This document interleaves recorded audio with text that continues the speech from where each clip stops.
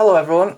I'm going to have a little chat about the MacBook Pro here. There's been lots of reviews on YouTube about the MacBook Pro and how it works and how it performs. But I thought I'd do a little talk and chat about how it performs for a PC user. I don't think anyone's touched on this. Lots of people buy Macs because they think it's stylish. They think it's better than PC. Some people are completely anti-PC, and I thought I'd give a balanced discussion, balanced argument to the whole debate, because I'm someone who does both, appreciates the value of both, and understands that both have their uses. I'm not specifically one versus the other in terms of what they can do, because they both have benefits. So first of all, I'll show you what I've got here, which is the MacBook Pro 2012. We've got basically some ports on there. We've got the SD card slot. We've got two USB 2 ports. We've got the Thunderbolt port, a monitor port, Ethernet port for internet, and obviously the power port there. On the other side, we've got a DVD drive. Now they're starting to phase DVD drives out. You can still buy this, even in now, 2014. It's not Retina screen. I don't see the whole palaver with Retina screens, because unless your eyesight's brilliant, you're not going to really notice a difference unless you're looking really close up. This is the 13-inch screen. The only problem I notice with these things when you're playing games, they overheat very quickly.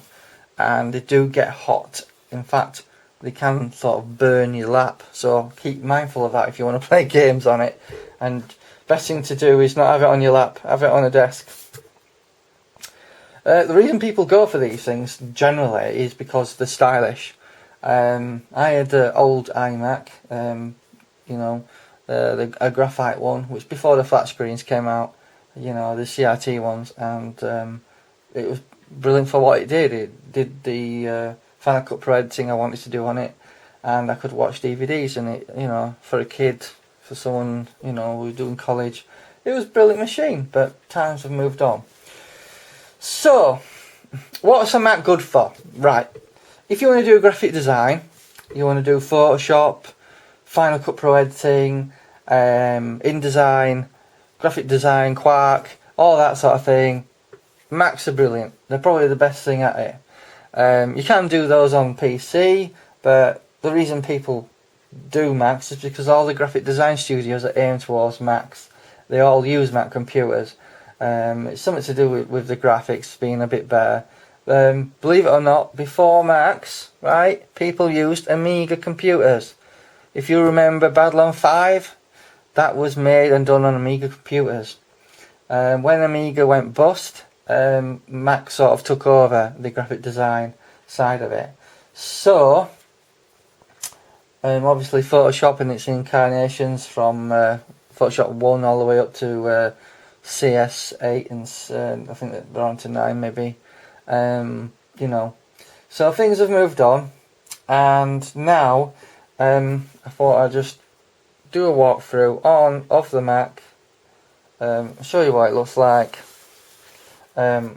Basically, from a PC user who wants access to both, I'm going to show you how you go about doing it. So, what you need to do is you need to go into Utilities. You want to find Utilities on your Mac. It's normally under Applications, Utilities, and then move that across.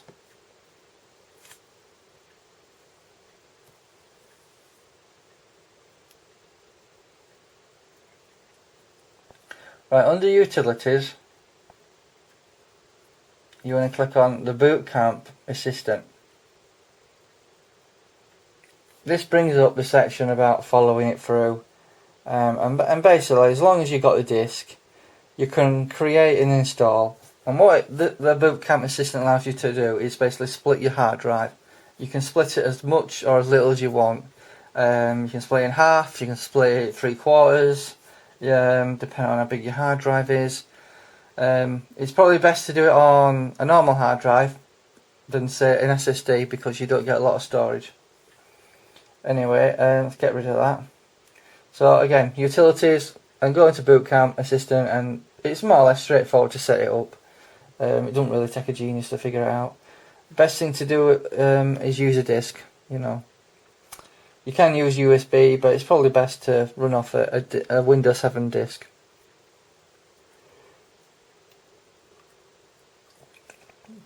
So before you do that, it's probably a good idea to go into your time machine, which is obviously going to be on your under system preferences on your toolbar, and you want to select your disk and obviously back up your whole operating system just in case something happens. It's always a good idea to do that if you're upgrading your system as well to a new OS. So if you want to switch, once you've set up your Windows partition and your operating system, you want to switch from this operating system to your Windows, all you do is you click on Start Disk under System Preferences, click on Boot Camp Windows, restart your computer, and then it should boot up in Windows 7. It's very important to note that Boot Camp is a lot quicker than some of the other emulator software packages you can buy out there that emulate Windows 7. Now, I went into PC World once and they use SSD drives, so they were happy to use emulator software because it was quick enough for them, you know, going across different operating systems. But if you want the full performance from your machine, best thing to do is set up Windows 7 in Boot Camp, because emulators use system resources a lot more than, say, using a native operating system, you know. Just so you know, this computer does have a backlit screen, keyboard, so that you can see in the dark while you're typing. It's quite handy, especially if it's dark.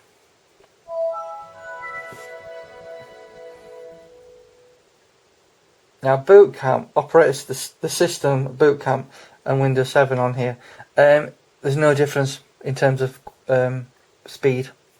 In fact, this is an i5 machine, right, with 500 gig hard drive, and this will outperform an i3 Windows laptop. How do I know that? Well, I've used a Leewoo Blu-ray ripper software, and I have ripped DVDs and films. So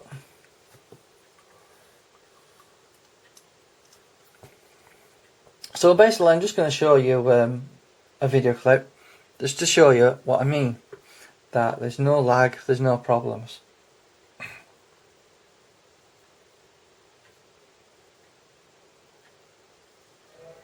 Last time on Star Trek Deep Space Nine. Okay, maybe so. But facts are facts, Colonel. And there's no way that the Germans can drive the Romulans off. Couldn't do that to him. Besides, I think it might be easier for me on the Destiny. Be so sure. Because they won't be expecting an attack. Because they have no idea that I broke their code. All those Cardassians are going to die because of me. I suppose that's one way of looking at it. Just so you can see, I'm going to get it to play and move it. That by helping to end the war, you'll be saving lives. Saving lives? And what lives will I be saving? Human? Klingon? Romulan? And Cardassian. No, not Cardassians! They're going to fight to the bitter end. And you see to that? Don't you understand? Don't you see? I wanted to believe that I was helping my people, liberating them. But all I've done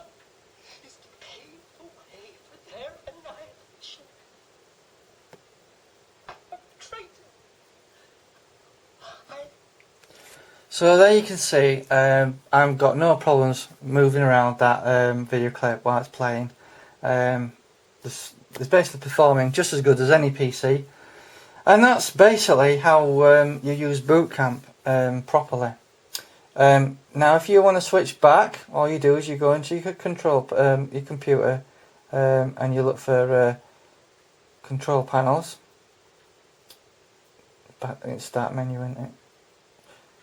Control panels. Now there is some extra in this that you don't get in normal Windows, which is called bootcamp. What you do is you click on it, click yes, click on Macintosh hard drive OS X, click OK to restart.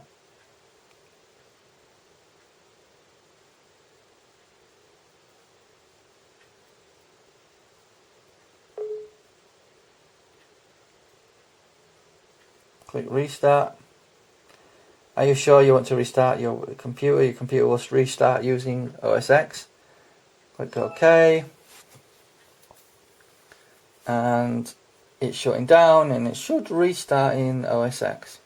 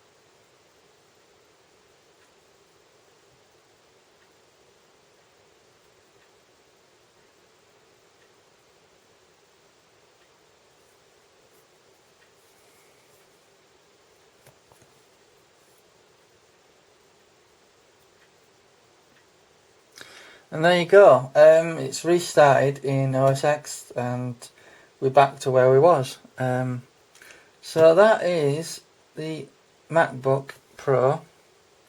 I hope this little demonstration has been helpful. Obviously, the reason people get these because they're stylish and they can perform well.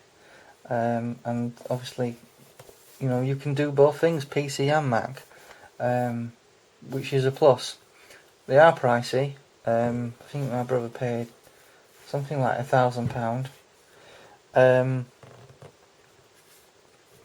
I think I paid £700 for this second hand, but